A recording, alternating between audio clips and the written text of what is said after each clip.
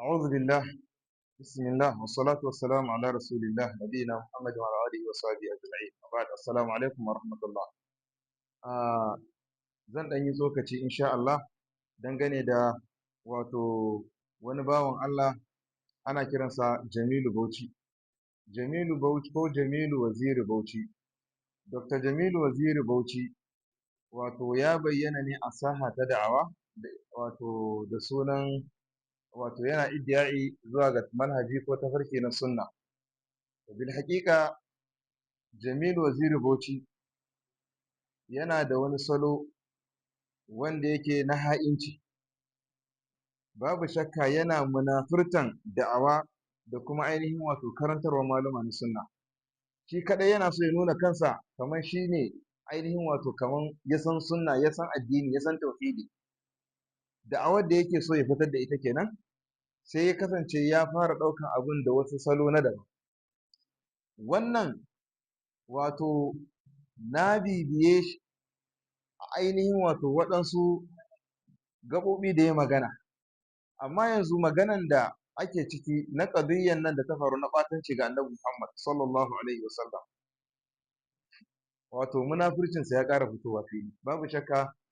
a zahirinsa munafiki ne kuma ƴan uwa ahlus sunna waɗanda ba su fahimta ba don Allah ku tsaya ku nutsu da idon basira kuma ku tsarkake zuciyanku tsakaninku da Allah don na ga wasu sun ɗan ruɗu da wannan bayanin da ya fito yayi akan wanda ya ɓatancin nan sun ɗan ɗauka wai magana yayi da gaske alhali kawai yaudara ce munafurci yayi ƙarya yake yi wannan maganan da yayi bata isar ba ya zo ne kawai yana so ya fitar da damuwar shi akan malamai nagartattun malamai na sunna shi yasa da ya zo sai wani dabara kamar yana sukan wani mutum a cikin malamai cewa bai fito ya yi magana ba to akwai lokacin da ya yi magana bayan wani waƙiya da ya faru dangane da wani mutum da za a yi wa tsiye wanda yake iddiyayin dawon Qur'ani zalla wanda yake a Katsina wani ɗan ƙato to wannan lokacin da gwamnatin jihar Katsina ta fitar da takarda za a tattauna da shi a nan ma Dr. Jamilu ya fito ya wata magana a lokacin ne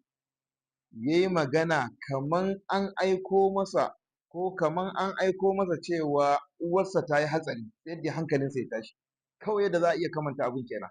tashi hankalin da ya shiga saboda wai za a tutse wannan mutumi a yi abin nan me yake wace munafurci yake kullawa me alakansa da abin wani suna yake nema Allah shi bai bar wa kansa sani Allah kaɗai san abin da yake cikin zuciyarsa wannan za a ce daƙiƙanci ne amma daƙiƙancin nan ko kuma rashin ilimi ko jahilcinsa ya kai makura ko in dai har zai shiga wannan hali wajen magana ba zai fito kai tsaye isar da sako ba mu dawo ga wannan mutumi da ya ɓatanci ga annabi sallallahu alaihi wasallam wannan fasto da ya ɓatanci babu shakka ana cikin wannan raɗaɗi da zulumi na ainihin wato ɓata sunan fiyayyen halitta suka da aibatawa ga fiyayyen halitta a lokacin da ake cikin wannan raɗaɗi ana cikin wannan zulumi me zai je ya dawo me zai je ya dawo za mu ji da baƙin cikin mahukunta sun ƙi fitowa su yi magana ne ko za mu ji da baƙin cikin irin kausasan maganganu da aka yi akan manzon Allah sallallahu alaihi wasallam ko kuma da sauran abubuwan da ake na ɗauke hankali na yaudara wanda kusan galibi wasu abubuwan daga mahukunta yake fitowa kamar irin su ainihin harin da aka kai a Jilli can Gaidan wanda aka kashe ɗaruruwan musulmi wajen ana kiyasin mutum sama da 300 sun rasu a wannan lokaci to da wane za mu ji da kai da ka tashi fitowa za ka yi magana akan wannan faso da ya ɓatanci kai tsaye baka je ka dira akan shi ba kai tsaye baka dira akan shi ba sai ka zo ka dira akan waɗansu malamai amma sai kai wani jirwaye za ka yi dabara saboda munafurci babu shakka kai munafiki ne babu shakka kai munafiki ne kuma wanda ba su gano ba Allah zai haska wallahi za su gane insha Allah sai dai in ka tuba kuma in dai ka ce malaman sunna ne ajandanka za ka dira a kansu ka keta alfarmansu za ka nemi daloli ko ka nemi suna ko shahara da mutuncin malamai to wallahi ba za ka je ko ina ba wallahi tallahi sai Allah ya maganin ta. Wannan sunna ce ta Allah subhanahu wataala.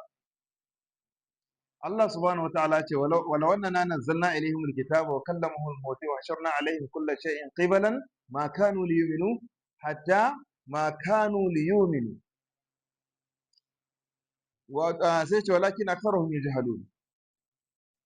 wa kadhalika ja'alna li kulli nabiyyin aduwwan shayatin al-insi wal jinni yuhi ba'dhum ila ba'din zukhruf al-qawli ghurura walau sha'a rabbuka ma fa'alu fadharhum wa ma yaftarun.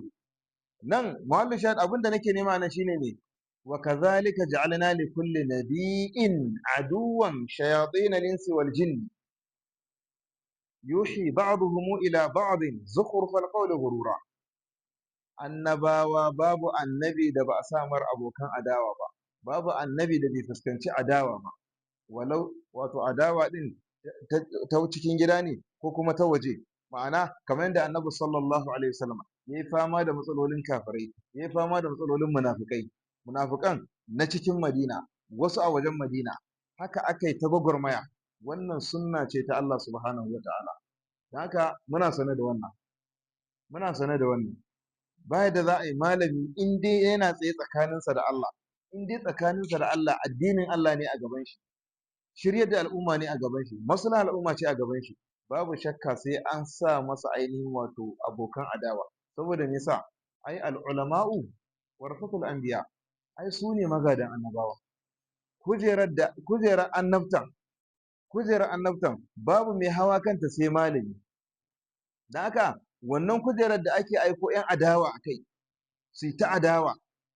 da wannan matsayi na annabta, to tunda yanzu annabi baya nan, waɗanda suka hau kan kujerar su ne malamai, ba kuma su suka ɗora kansu ba, Allah ne ya ɗora su. Walau munafircin ka munafirci ne na me? Munafirci ne irin na khiyana, za ka ha'inci al'ummar musulmi. Ya ayyuhal ladzina amanu la takhunu Allah war rasul wa takhunu amanatikum wa antum ta'lamun. Ko kuma ya zama munafirci ne irin na hasada, bakar hasada ce ta cika zuciyanka da waɗannan bayan Allah nagartattu, shine za ka fito da wani salo, kana so ka ga ka ci mutunci ko ka soke su, ka aibata su, bayan ga gurin da ya kamata ka nuna alhini, ka isar da sako, an ɓata kima ko kuma daraja, an ci mutuncin annabi sallallahu alaihi wasallam, amma kai sai ka zame, ka kauce daga ainihin wanda ya faru, sai ka fito da wata dabara, saboda cikakken tantirin munafurci, cikakken tantagaryen munafurci kenan. Wannan inda ka tafi haka kai tantirin munafiki ne. Kamar yadda nace kuma in hasada ne, wataƙila hasada ce kake yi saboda nagartarsu illa ta fi ta gidanku, domin inda gaske kai wazirin ne, inda gaske wazirin da ake gaya ma inda gaske ne, wannan wazirin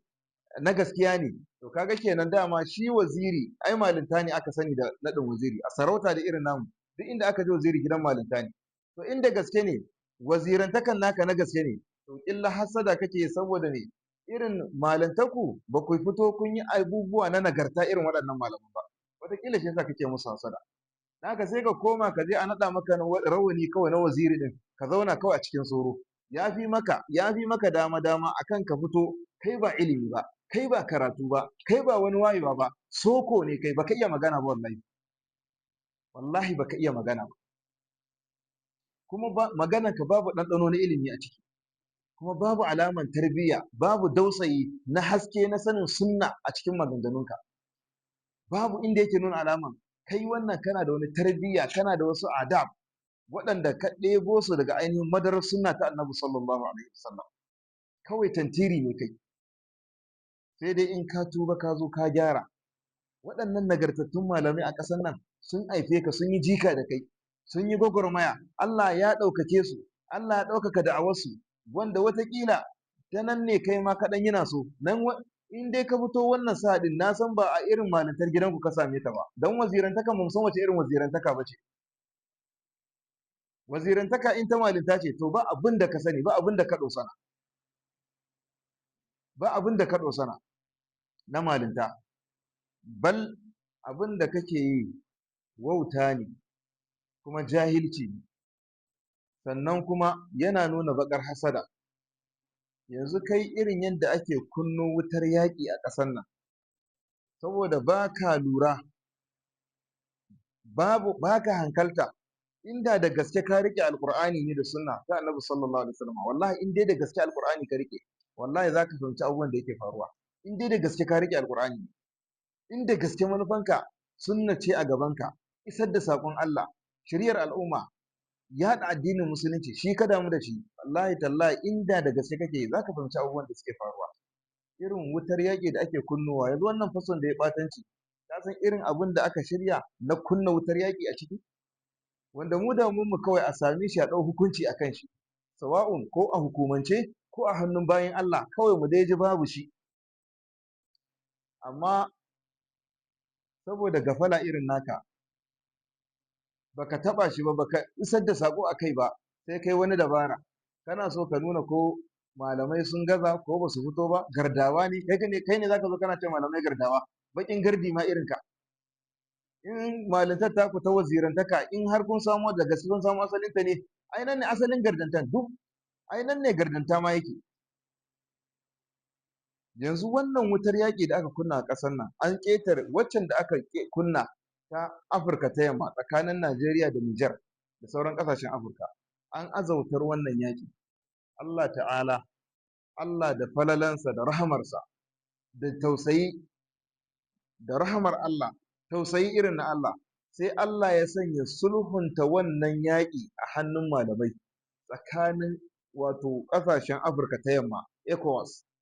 malamai ne suka kai komo tsakanin Najeriya da yake ita take jagorancin ECOWAS tsakanin Najeriya da Nijar duk wani mai faɗa a jiya Afirka ta yamma ya sa baki akan wannan ƙadiyya ba a samu nasara ba wutar kawai ta ruru amma Allah ya ɗora ainihin wato nasara da maslaha a hannun malamai wanda ya jagoranci shine Sheikh Abdullahi Balalo wanda galibi maganganunka target din da kake yi a cikin maganganunka na sakon da kake sarwa su kake nufi don wannan ma batancin da wannan wanda ya batancin da ka zo yin magana akai kana maganan malamai kun ki ku ce komai malamai kuma wannan ƙarya kake yi munafurci kai Imam Ahlus Sunna wal Jama'a me sunan shi ma Dr. Abdul Wahab Imam Ahlus Sunna wal Jama'a shi ya fara yin sammako akan wannan ƙadiyya kuma ya isar da sako yayi magana ya isar da sako wanda yake sako mai isarwa yayi magana wanda take mai isarwa har wani ina jin ko dan agaji ne a bayan shi ko wani ne dai daga cikin waɗanda suke halarci a gurin ya yunkuro saboda shauki da jin zafi da raɗaɗin irin sukar da aka yi ma annabin rahama sallallahu alaihi wasallam ya taso kaman kawai kamar zai zabura kawai ya je ya ainihin ɗau mataki har shi malam yake ce mai saurara wallahi shi ne ya sammako wajen fito da saƙo sannan sauran maluma na sunna daban-daban majalisai daban-daban sun fitar da saƙo wannan in har kai ɗan mutunci ne ka san sunnar wato ka san abin da kake a fagen da'awa kana da ilimi da gaske annabi sallallahu alaihi wasallam ya yi mana ishara da cewa ku girmama furfura ku mutunta furfura wannan malamin shi kadai ya isa ya wakilci ainihin wato ahlus sunna da su kansu shugabannin domin a lokacin da wannan abin ya faru su shugabannin da kake nufin suka shugabannin jagororin da su kake nufin kai suka gare su malam Abdullahi Balalo da Kabir Gombe suna fa kasan turai suna Belgium suna da'awa ina ganin abin ya faru ko suna can ko kuma a sun dawo kenan abin ya faru ɗayan biyu yanzu bayanin Imam Ahlus Sunna bayanin Dr. Abdul Wahab Kano bai wakilci sauran abun nan ba irin bayanin da yayi inda kai adali ne inda kuma addinin ne a gabanka banda wannan kowanne malami in ka ji majalisinsa galibi suna magana akan abun nan kuma suna magana ba irin wanda kai ba ta munafurci suna magana ne mai isarwa suna hawa kan qadiyyar ce su tattauna ta kuma su fitar da sakamako su fitar da abin da yake na natija abin da zai biyo baya amma kai da ka zo sai ka tashi ka hau kan wato wai da sunan ko wani malami dan naga wasu daga baya suna hasko malam Nur Khalid malam Nur Khalid shine magana da zahiri an san cewa ya ha'inci al'ummar musulmi sai wasu suka kawo shi a karkashin maganar da kai amma maganar ka na farko tashin farko maganar ka an hasko sunan Balalo ne da sunan su malam Kabiru Gombe saboda munafurci irin naku su waɗanda suka kawo Nura Khalid ma ba su fahimce ka bane wato sun ɗan ruɗu ne kawai ina ganin ka yaudare su ne amma ba ainihin Malam Nura Khalid kake nufi ba don wanda suka yi magana akan Malam Nura Khalid ƙarara sun yi adalci sun fito sun faɗi sunan shi sun kama sunan shi kuma sun faɗi irin abin da yi da rashin kyautatawa na ha'intar musulunci amma kai sai kai abin a dunkule wai malaman nan gardawa ne ko kuma menene ba matsayin komai ne da su ba saboda bakin jahili ne kai wai sun samu ɗaukaka ne saboda addinin musulunci a nan kuma kai ka faɗa ba wai a ilmance ka faɗi magana ba a ka faɗa ne a wani salo na karantar da su wai da an san su ne gardawa ne ko kaza kaza ne misali in ba addinin musulunci ba saboda jahilcin ka to dama addinin musulunci ba shine uwa uba ba ana samun ɗaukaka akwai ɗaukaka da kai ɗaukaka ta addinin musulunci inda ka san abin da kake yi ai kowa ba kowa bane dama dalilin musulunci ne ya zama kowa sayyidina Umar dan Khattab yace mu wato ba kowa bane kaskantattu ne mu ba kowa bane amma sai Allah ya ɗaukaka mu ya ba mu izza a dalilin musulunci sai Allah ya ɗaukaka mu ya ba mu izza dama ai musulunci to dama ai sun sa ana samun ɗaukaka ne gwargwadon riko da musulunci da kuma ainihin tamassuki da ainihin wato sunnar annabi sallallahu alaihi wasallam da wannan ake samun ɗaukaka da daraja to wutar yakin da ake kunna wa ƙasar Allah ya amfani da malamai wajen kashe waccan wutar yaki wanda abin ma da ya biyo baya bayan su balalo sun samu nasarar haɗa kan maluma na ɓangarori daban-daban aka tafi Nijar bayan sulhunta wannan ƙabiya balalo ne yake ta magana da turanci a kafafe na ainihin sadarwa na gwamnati da sauran kafafe shine duniya ta gani kuma waɗanda suka aza wannan wutar yaƙi suka ɗosa na wutar Allah ya dakushe ta ya kashe ta a dalilin waɗannan malamai shi jigo wanda ya jagoranci abin shi balalo duk waɗannan manyan waɗanda suke arnaku da suka su wutan yaƙin ta guru sun gan shi sun ga fuskan shi kuma sun fito da kwangila da yadda za a ainihin ne wato me da su baya ko a rage darajar su saboda me sun zama barazana ga waɗannan kafirai da haka aka fitar da kwangila wanda take me topic ɗin shine Balalau da Kabiru Gombe sun zamanto wato sun kama Afirka ta yamma don haka wannan ɗaukakar da suke da ita da salo da suke bi barazana ce don haka topic ɗin shine Balalau da Kabiru Gombe sun zamo barazana a ƙasar Afirka ta yamma ya za a yi da su shine aka ɗosana kwangila wani ya fito saboda yankin da suke zaune akwai arnaku da sunan bazata haka aka ɗauki kwangila wani aka bashi da sunan malinta shi ma yana cewa shi Qur'ani zalla wannan ɗan katsina ɗin ɗan ƙala ƙato na katsina masu suka aka bashi kwangila nan da nan ba waɗanda ya sa a gaba illa waɗannan bayin Allah bai damu da kowa ba ya daɗe yana abubuwan shi ma ba a san da shi ba amma da kwangilar ta huro idonsa ya rufe saboda su arnakun manyan arnakun duniya ba za su iya shigowa su ga sun yaƙi bayan Allah nan akan wannan gagarumin ainihin ɗaukaka da daraja da mabiya da suke da shi ba za su iya tunkaran su da ainihin salo irin nasu ba domin su nasu hila ce ko su ainihin barar da su a jirgi lokacin da suka shiga jirage duk ana ganin su Faransa tana ganin su da sauran kafirai wanda suke da alaka da wannan wutar yaƙi amma suna da wakilai na arnaku shi wannan kai a ƙasashen ƙasar nan akwai yan bazata waɗanda suke suna jin Hausa suna karatun Qur'ani kuma wallahi ba musulmai bane kuma ana sa dukiya ana ɗaukar nauyin su saboda kai jahili ne baka san ma me kake ba baka da lura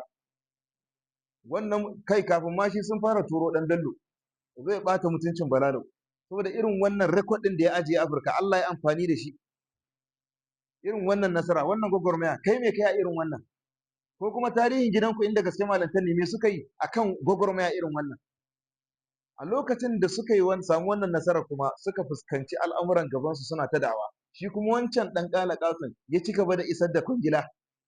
har ma fito da wani salo ya fito da wata sifa da kama irin na Kabir Gombe wai dan dai duk ya dauki hankalin al'umma da wani dan har da wani murmushi yake kwakwaya irin na Kabir Gombe da wasu sa riguna wanda duka da wannan kuma Allah ya markade su har lokacin da aka zo za a yi tattaunawa da shi gwamnatin Katsina ta fito da takarda za a yi zaman muƙabala a lokacin duk ƙasan nan babu wanda ya fito ya nuna damuwa da tashin hankali kamar kai Jamilu Waziri kai ne ka nuna tashin hankali, kana malaman sunnan nan ma ba akan sunna suke ba, ko kaza kaza da sauransu, wanda su waɗannan jagororin ba su ma san da mutumin nan wannan ɗan ƙalaƙaton ba, shi wannan wallahi ba su lokacin ba su ma san da shi ba, dalili wannan fitowar takardar ne sai arnakun duniya suka sa baki don su ba shi kariya, a lokacin shine su Balalo suka yi waiwaye suka waigo suka ga wai me ke faruwa ne, to a nan ne suka gano ma ashe akwai wata maƙarƙashiya a ƙasa, saboda kawai target ɗin su ne kawai, duk sauran malaman ma ba a damu da su ba, don ba wanda ya zo da fikira ta a samu haɗin kai. Balalo ya haɗa kan malaman hada ɗan girman ɗan rubuci a cikin wannan jirgi kuma suka tashi suka tafi Nijar. Aka dinga hirarraki da Balalo, arnaku hankalinsu ya tashi, aka zo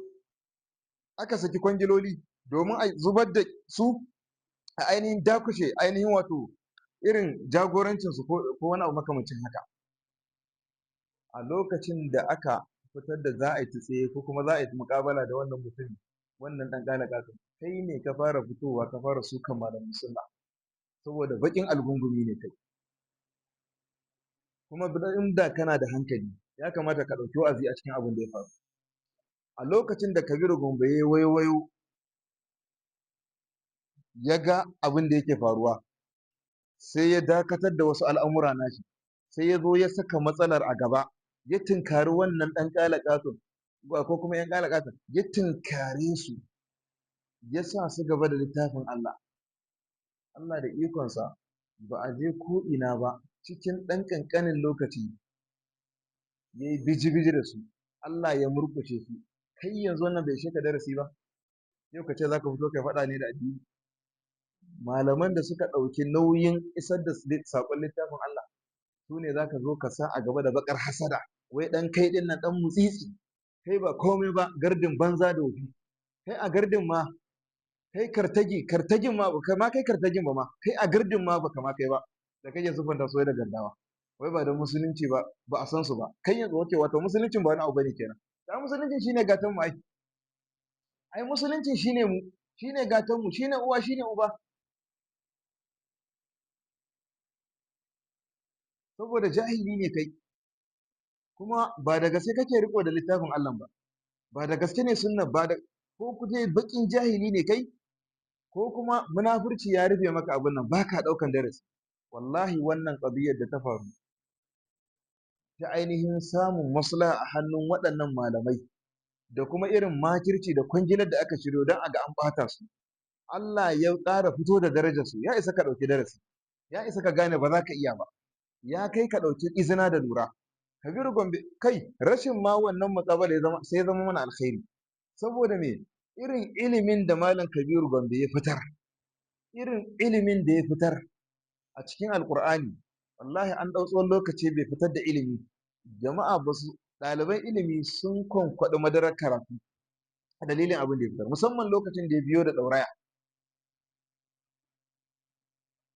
Amma saboda kai su ne baka lura da abin da yake tafiya ba, a lokaci guda ɗan Bello ya fara fitowa, Allah ya murƙushe shi, wannan ɗan jaridan da yake China, kai tsaye ya kama sunan Balalo ya alakanta shi da wani sharri ko ya ci kuɗin menene ko kaza kaza, haka shi kuma yanzu wannan haka yake fitowa da sharri iri-iri, da sharri ya ce wannan kaza ne bula ne wane ne, sannan sai ya ɗauki ayoyin Alƙur'ani yake ɗauka sai ya karya su ya canza ma'anan, su kuma sauran abin ba su gane ba, gama garin mutane ba su gane abin ba, su dai sun ji ayar Qur'ani an karanta, sannan manufofin da yake da su sai ya karya ayar ya ɗora manufofinsa, sai ya zama da su kamar wani halsashi, sai ya cilla akan waɗannan bayan Allah, ya ƙara yin wani ya cilla akan hadisan manzon Allah sallallahu alaihi wasallam. Wannan abu biyun shine ya sa a gaba, hadisan annabi sai waɗannan maluma, waɗannan jagorori, duk sauran malaman ba su tsokale ido ba, saboda kwangilar ta manyan kafiran, waɗannan su ne suka gano matsala Afirka ta yamma, suna da ƙarfin mabiya, suna da ƙarfin faɗa a ji, kuma wannan dabarunsu ne? Wallahi ba dabarunsu ba ne, kawai tsayawa gaskiya ne. Amma sai in ka sauka daga matsayin da kake ka dawo ƙasa, ka yadda cewa kai jahili ne yanzu za ka yi karatu, in ka yadda cewa za ka je ka fara ɗaukan karatu, in Allah ya yarda za ka gane abin da nake faɗa. Amma da wannan jahilcin naka wai har kana wani wai za ka fara ɗaye malamai, amma kai kwa Allah ya sauwaka. To in Allah ya so yarda, in Allah ya so yarda duk abin da ka fito da shi na sharri, in Allah ya yarda mu kuma za ka ga sakon mu insha Allah. In Allah ya so yarda. Ko baka gani ba dai waɗanda za ka ruɗa in sun gani mu shi kenan fa nema. Mu ba kuɗi muka fito nema a wannan sa'a ɗin ba. Abin da Allah ya bamu alhamdulillah. Abin da muke yi na abin da muke sana'anta Allah yana bamu na rufin asiri mun gode wa Allah. Kai ne ka damu da sai ka tara dala wataƙila. In ma ya zama munafurcin naka ba wancan babban ba ne, na kuɗi ne, to kai ne ka damu da wannan. Kai ne ka damu da wannan. Kawai ka ce za ka yi amfani da mutuncin malamai ka nemi kuɗi, ka fito da wata dabaru na banza, wasu dabaru na banza, yanzu wannan sako ka isar akan wannan mutumin da ya ɓatanci. Ka zo za ka yi magana ka kama kadira akan malamai. Shi kuma baka yi magana akan shi ba, saboda kai azzalimi ne. Babu shakka wannan abin da kake ba zai kai ka ga ainihin wato samun abin da yake na haske ba. Wallahi ba zai kai ga samun nasara ba. Ba za ka je ko ina ba. Ka kiyayi shiga hurumin Allah. Ka kiyayi shiga hurumin Allah. Ka kiyayi wato irin salonka kuɗin goro da kake ka ce malamai. Wai sai ka gama kuɗin goro da su sannan sai ka kaskantar da su a naka lafazin na sofanci da jahilci da rashin sanin ya kamata. To cewa da kai malamai ba su yi magana ba ƙarya kake yi. Imamu Ahlus Sunna wal Jama'a Dr. Abdul Wahab Kano shi ya fara magana. Sannan kuma maluma daban-daban na Ahlus Sunna sun yi magana. Yanzu kana nufin kenan yanzu duk wanda ya fito kuma watakila ma su waɗanda kake target ɗin su malam Balalo ko Kabir Gombe watakila ma ba su ga abin ma a lokacin. Kamar yadda nace lokacin suna Turai sun tsaya a Belgium daga nan ina ga sun shiga ko Faransa suka wuce Ingila. Suna isar da da'awa fa suka tafi ba wataƙila ma sai mutum ya dawo ma ya nutsu ne tukunna lokacin zai hau media ma ya gani a lokacin ya gani kuma zai iya lokacin da zai yi